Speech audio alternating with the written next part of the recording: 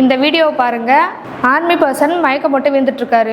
இதற்கு காரணம் ஹீட் ஸ்ட்ரோக்னு ஒரு டாக்டர் சொல்லியிருக்காரு. தமிழ்நாட்டில் இப்போ வெயிலோட லெவல் தெரியுமா? 5 மினிட்ஸ் வெளியே நின்னாலே பாடி ஹீட் ஆகுது. ஏப்ரல்ல இருந்து ஜூலை வரைக்கும் ஹீட்டோட லெவல் பீக்ல இருக்கும். இந்த டைம்ல டீஹைட்ரேஷன், வீக்னஸ், ஹீட் ஸ்ட்ரோக் வர வாய்ப்பு இருக்கு. அதனால இதை ஃபாலோ பண்ணுங்க. தாகம் எடுக்கிறதுக்கு முன்னாடியே நிறைய தண்ணீர் குடிங்க. Butter milk, tender coconut, lemon juice இந்த மாதிரி ட்ரிங்க்ஸை எடுத்துக்கோங்க. வெளியில போறப்ப அம்ப்ரெல்லா, கேப், சன்கிளாஸஸை யூஸ் பண்ணுங்க. Light colour and loose cotton ட்ரெஸ்ஸை யூஸ் பண்ணுங்க. இந்த விஷயம்லாம் அவாய்ட் பண்ணுங்க.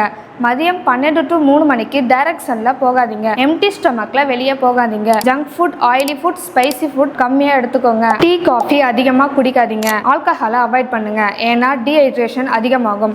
இந்த விஷயம்லாம் செய்யாதீங்க. வெளியில இருந்து வந்ததும் குளிர்ந்த நீரை குடிக்காதீங்க. ஏன்னா பாடி செட்டில் ஆகணும். குழந்தைகள், வயசானவர்களை எக்ஸ்ட்ரா கேர் எடுத்து பார்த்துக்கோங்க.